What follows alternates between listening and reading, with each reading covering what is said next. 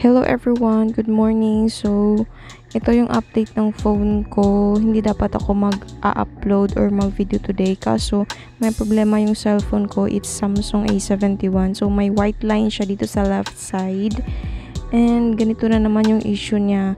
Before kasi nabili ko siya 2020, then 1 year after, hindi na siya nag-open yung screen. Pina-check ko siya sa Samsung and then yun pinapalitan ko siya ng LCD. Gumastos ako nun kasi ayaw ko nga palitan yung phone ko kasi bago-bago pa siya. So right after 2 years and 1 month exactly siguro sa pagpa-repair ko is ayan na naman siya, nagka-line na naman yung LCD niya. I don't know if issue talaga to ni Samsung ngayon. Inayos ko naman siya ng paggamit, hindi ko siya binasa, hindi to na bagsak. So I don't know. So ayan na siya, ang mahal pa naman ng pagpapalit ng LCD.